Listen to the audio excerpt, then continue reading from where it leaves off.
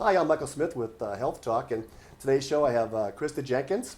She's one of my entertainment heroes in the area, and she's been very good to Douglas County. And it's always interesting for me to meet people who have other lives besides entertainment. And then yours happens to be district manager of the Mosquito District. Yes, I manage the Douglas County Mosquito Abatement District here in Douglas County. No, that's an interesting profession. How would you get into something like that? Well, my degree is in education, and my fourth grade teacher, Ron Lynch, came to me, and he was looking for his replacement, and he suggested my name and to the board, and I went through a hiring process, and they hired me. Awesome. So, yeah. Well, besides going out and getting dirty, do you do education things to kids and things? I do education anywhere I can. There's a lot of physical work that goes along with doing mosquito abatement, a lot of being out in the field and up from the air. There's all those kinds of aspects of it, but the biggest thing that people need to understand is how we work, what their responsibilities are, what's going on in the community, how they can reach me, and how we can work together. So there is a lot of education behind it. I knew I liked you because I'm from a family of school teachers. Good. And we do this partly we're an education nonprofit. Mm-hmm. So that must have been how I got the serendipity, whatever it is. Well, when you are a professional in this field, the seasons have to be tough on you. When it gets to the actual mosquito season, do you get complaints? Do people say, hey, it's bad at my place? Or do you teach them how to help your property get less mosquito-y? All the above. Our season generally starts about March 1st, and it's all weather driven. So we may start in March, but then we might have some storms and we have to pull back. And then we really start ramping up probably about the middle of April. Really, that early? Mm-hmm. We're always out looking for water because that's where the mosquitoes breed, and it is in the water. And people should understand that we have no reservoirs here, so anything that happens up in the mountain in the winter goes through our valley, and that's why it makes our job, as far as being technicians for mosquito abatement, is we go out in search of the water and the breeding spots. Then we have to determine how we're going to tackle it as far as treating, what we need to treat with and how long we need to treat it with. And so there's a lot of thinking and planning that goes into it, even though it changes on a daily basis. See, I don't really know anything about mosquitoes. I'm out fishing in the boondocks in Wisconsin, and I get tortured by mosquitoes. I wonder what all those mosquitoes have to eat. They primarily eat nectar, even the males and the females, and the females are the ones that do the biting for the blood meal so they can sustain their eggs, so they can keep on having babies. The males eat the nectar. There are a few females that do live on nectar, but so the habitat is always there. Wherever there's water, there's going to be mosquitoes. So make sure you wear your repellent. And that's what my next question is. During my younger days, some of that repellent was pretty nasty stuff. How do you know you're putting on safe? Because your skin absorbs. It does. And as far as that, there's a lot of different repellents on the market. This year, the FDA approved on their list to do some natural. So you could use eucalyptus and citronella and those kind of products. A lot of people think that DEET is detrimental to them, and I am from the company of whatever works, put it on your body. Really? There's various different degrees and strengths of DEET, so you have to be paying attention to that. But there's a lot of things on the market that you can put on that you should feel comfortable using, and that's what is the responsibility of the person, is to see what they feel comfortable putting on.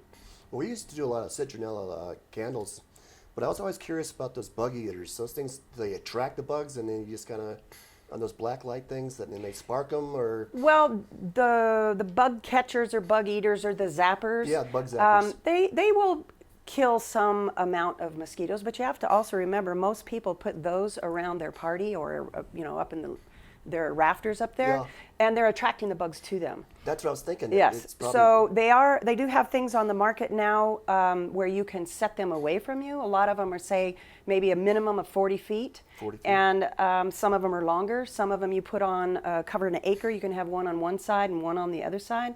And the mosquitoes are attracted to whatever that particular equipment is set up to be. And the mosquitoes, the whole point is to keep the mosquitoes away from you.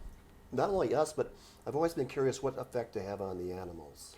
Most of the animals, they're bothered by the nuisance of the mosquitoes. They can get like St. Louis encephalitis, and they can get Western equine encephalitis. So there's other things besides just the normal nuisance of a mosquito that a lot of the ranchers do give shots for or watch for. So the equine are affected, but not the bovine? Generally speaking, yes. No, I am not an expert on that, so I'm mostly am concentrated on the human, and the animal is my secondary as far as my priorities. A lot of it's nuisance, because if you do have a big hatch of mosquitoes that are bothering the cows, they tend to get agitated and they may run, and in the long run they might not be as healthy, or that might be stressed, and that can correspond to their milking or their meat or something like that. Well, the reason I was bringing up the farms and ranches is the ranches in our family and our farms in our family always had some source of water, either a pond Correct. or a stream, and do you Correct. think that'd be a natural attraction to have them? And then when I came out west, there was more news of them affecting horses, I thought I heard. Yes, the horses can get the West Nile virus, and there is a vaccine for that. So And if people I- should be very aware of the West Nile virus in our community. Work with your veterinarian to make sure that your animals are vaccinated. Did we have any cases at all about that? Human cases this year, as reported by the state, there was none. Excellent. The thing that people have to remember is you might feel symptomatic and you may have West Nile virus, but the only derivative way of finding out if you have it is through a blood test. If you go to your doctor and the doctor turns in the blood report and you do have West Nile virus, that's how I'm informed of what's going on. How would you know you have something like that? The symptoms can be flu-like, and that's the first thing, is they can be prolonged. It takes 1 or 2 weeks for it to even get into your body, and it all depends on your immune system. And if you feel the same way for a little bit of a period of time and you suspect it because you were in mosquitoes, then you should go to your doctor and have your blood tested. Because as if you have the mosquito fever, and let's say it keeps ramping up, you can end up with either the encephalitis part of it or the meningitis part of it. Those are serious stuff. It's very serious. In 2006, my uncle had the encephalitis part of West Nile virus, and I have firsthand witness of that, and it's a bad disease. So preventative is the best way to go. Did he survive it okay? Yes, he did. Yes, he But did. a lot of, Some people do not. yeah. Some people do not. Wow, so this is important stuff. It's very important stuff. Now, as far as the future, is this kind of thing that's getting, I just hear more about it. I don't know if it's an increase of just people are more aware on the newscasts, or is it an actual increase in cases? It varies from year to year. At one point, we thought that maybe the drought was really driving up because there was less water for the mosquitoes to hang around, and our virus counts went up. And some of the local areas, the human cases went up. We've had wet years where we've had 3 or 4 human cases. So as far as my experience here in the county, we really haven't seen that correlation yet. That's good. But we do testing for the virus with our mosquitoes. We do trap them to test for the virus. Excellent. And you have, how many traps do you put out? Well, we have 17 traps that we can put out. And what we usually do is we go into certain areas. We kind of have a pattern that we follow. And we trap the mosquitoes, then we bring them into our lab. We have to identify them per species and put them in vials and put notations on them. Then they go to the state ag department for testing. Excellent. Yeah.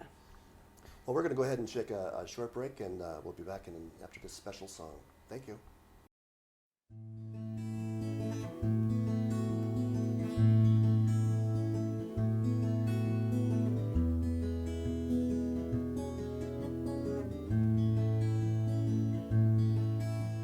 The sun's low, the evening sky, the crickets are singing lullaby. Another day's coming to an end. There's not a breath of wind in the air. The horses are fed, so they don't care. Another day's coming to an end. The twilight glow will be coming soon. I fall asleep neath the midnight blue, and in my dreams I will be carried to a place in my heart that reminds me of you.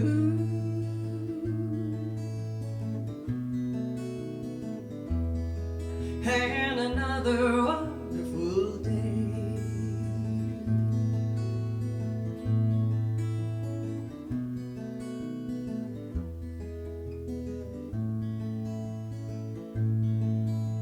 The morning dove says it's time to rise. I sit up straight and open my eyes. Another day slowly begins to shine.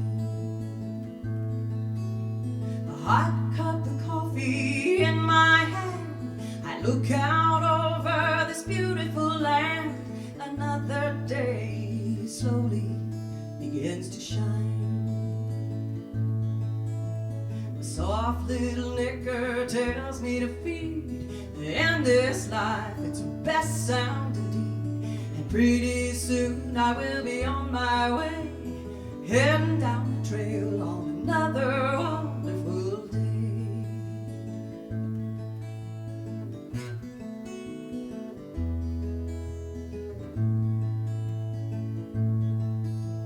I soak up the sun deep in my skin, inviting the fresh air to come on in. Fill up my heart with a great big grin. Every day the same feeling again. I never grow tired of living this way, heading down the trail on another wonderful day. I soak up the sun deep in my skin, inviting the fresh air to come on in. Fill up my heart with a great big grin. Every day the same feeling again. I never grow tired of feeling this way, heading down the trail on another wonderful day. I never grow tired of feeling this way, heading down the trail on another wonderful day. You're late, late, lady.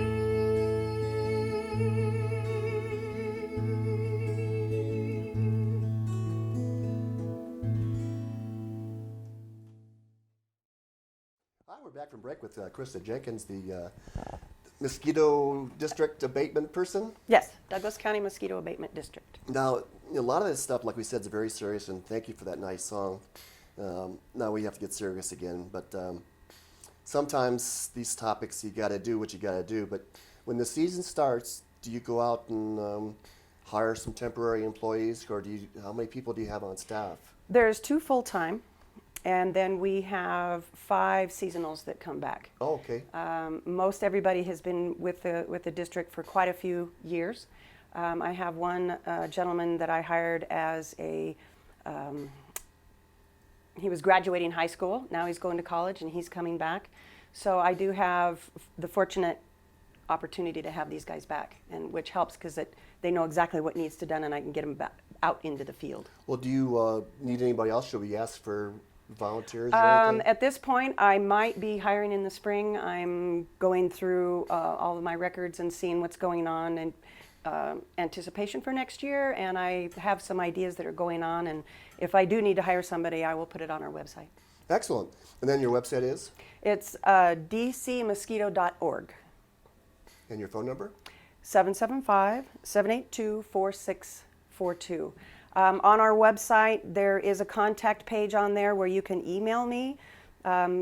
This summer we had a very heavy year, and the phone calls that came into my office were so many that I just put a message on my machine that says I cannot make any return phone calls, because I like to return every one of them that I can. However, if you send me an email, I have my phone with me all time, and if you send me an email, I usually respond to it within minutes, sometimes within a half hour, and then I can converse back with you, and much easier sometimes than on the phone.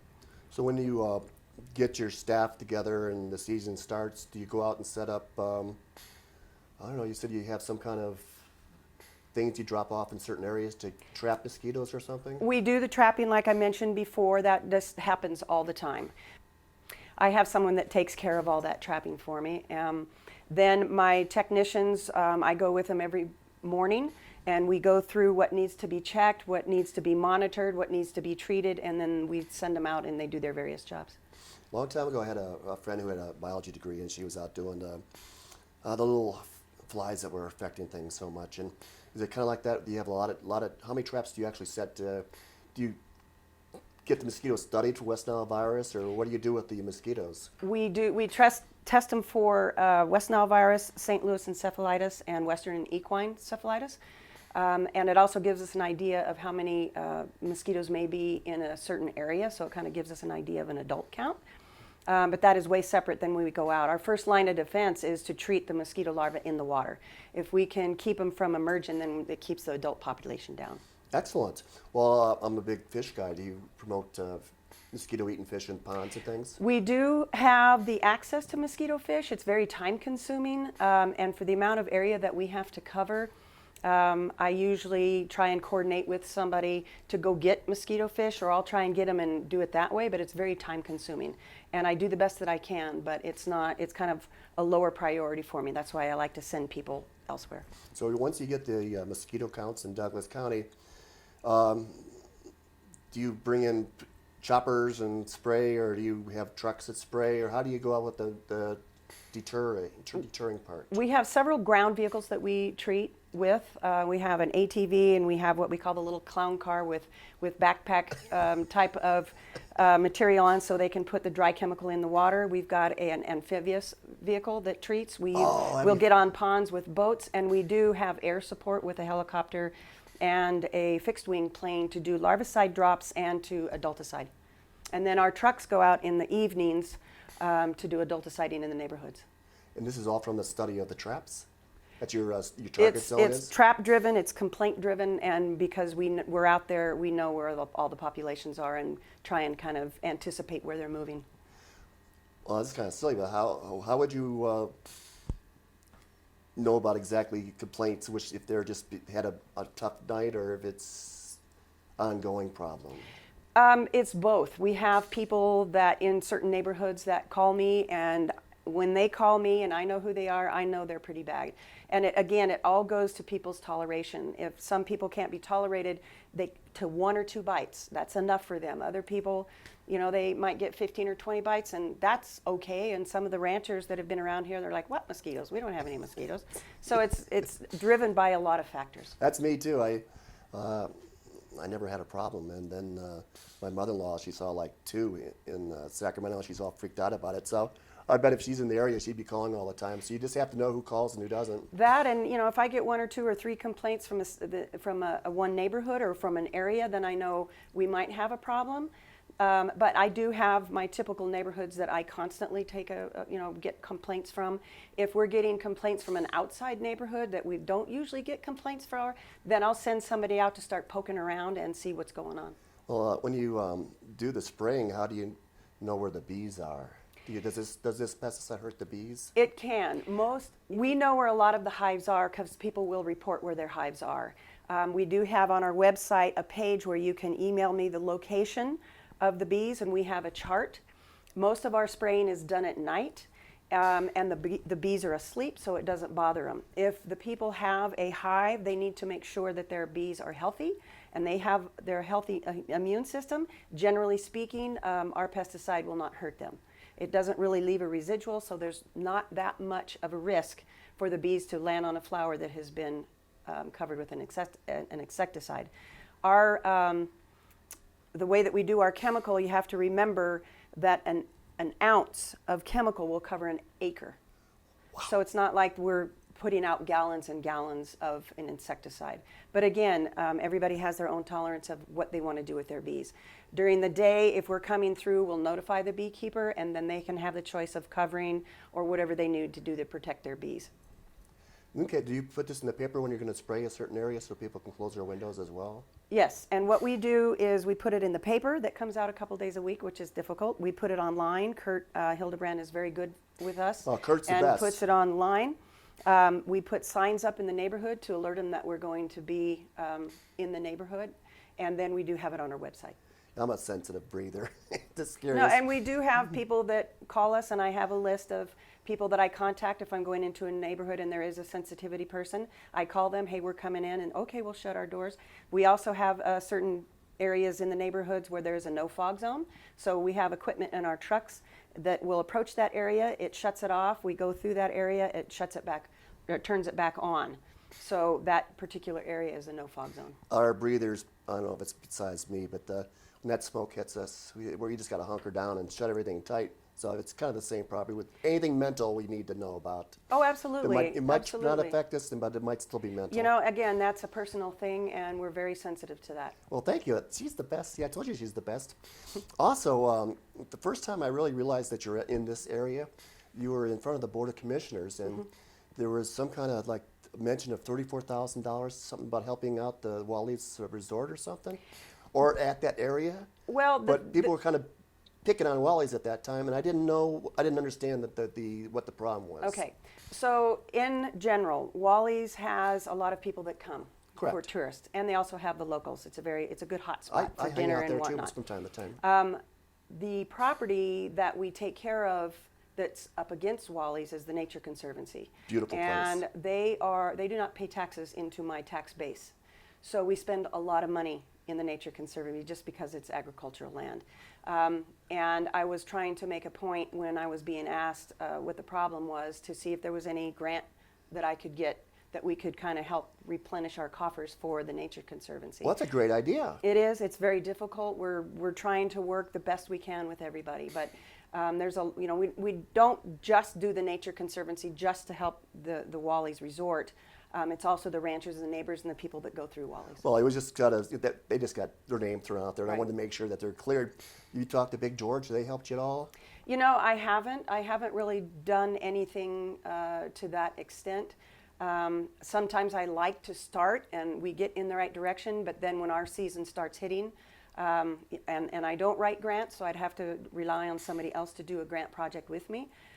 It kind of goes to a lower priority because I have other things that are higher priority. Are you allowed to ask for donations? No, Really? we're not. That In that is- capacity, because we are a tax base and there is an abatement that the property owners do pay, and then we get some money from the state for DMV and sales tax.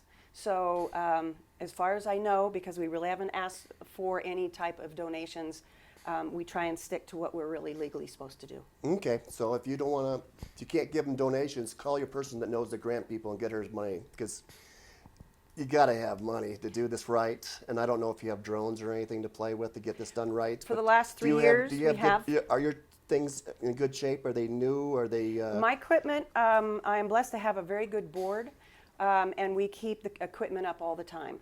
I have a lot of equipment that is running very well, knock Okay. on wood. I've been researching drones for 3 years. I've narrowed it down to a couple. We're in the process of getting our licensing for drones to do some aerial application, both in a dry larvicide and a wet larvicide, maybe some adulticide from it, and I've got that money in the budget ready. I'm just waiting for technology to get to the point where I feel comfortable to buy it. Excellent. Do you ever ask for people who are out there, like Great Basin Sports, for their eyeballs on stuff to let you know if they see a problem or anything like that? I tell everybody, if you think you see a problem, call my office, email me, we'll come check it out. I'll look for any puddle, any pool, anywhere to try and keep the mosquito population down. See, I just love this education. I know it sounds simple, but these are important things. If there's things in the news that scare you about your health concerns about, because on the East Coast they had people saying don't go out at dusk, don't Absolutely. get up in the after sunset, or wait till after sunset Right. to go up. So I think you're the kind of person to make sure we're way ahead of it. Well- So you make me feel better already that we're on this thing, and she's on this thing, and I can just go out and get dirty in the woods and not worry about my life being threatened. Wear your repellent. But wear your repellent, and what was the kind you recommended again? Just make sure anything, if nothing. Anything, you have to do your own research there. If you go on my website, I do have a page that talks about repellents and gives you some information so you can do your homework to see which one you're comfortable using. Also, another last question. Someone said you can eat something that will make your body repel mosquitoes of some sort. I've heard it said that people like garlic. I'm a garlic eater, and I don't I've get- heard people say use bounce sheets, it keeps mosquitoes away. Use Listerine as a barrier spray, it keeps it away. Try anything that you think will work. Well, no Nothing's wonder I gonna don't. hurt. No wonder I don't get mosquitoes. I do all those things. All right, we're down to our last minute. Could you give out your contact information again, your website, your Sure. phone number? Okay, Douglas County Mosquito Abatement District. Our phone number is 775-782-4642. Our email address is dcmosquito@gmail. Our website is dcmosquito.org. And through the website, you can contact me via email, and I can return my email because I have my phone with me at all times. Well, Krista, thank you for being on Thank Health you. Talk. And Thank you. if you don't mind, we'd like to have you back again to Absolutely. update maybe during the season of further education. And Sure. anyways, this has been Michael Smith for Health Talk, and thank you for watching.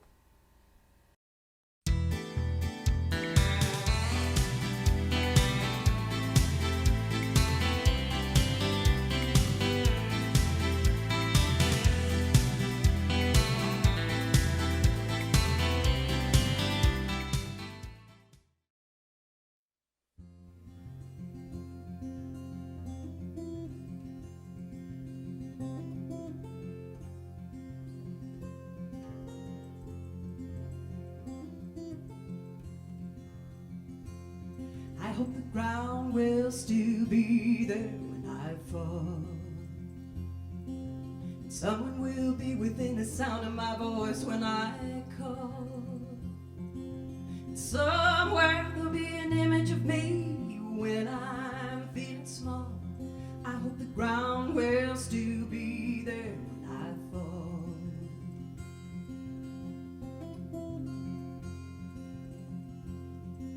I've never really been that good at being in love.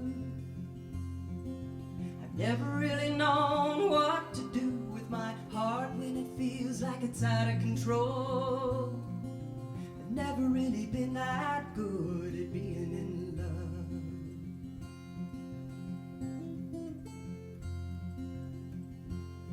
I'm on the outside in the middle of the world, trying to feel on the inside that leaves my soul out of place, my body and mind on their own, with nowhere for any place else to be. As I look around myself, I'm spinning like a top, but everything's still. I've never really been that good at being in love.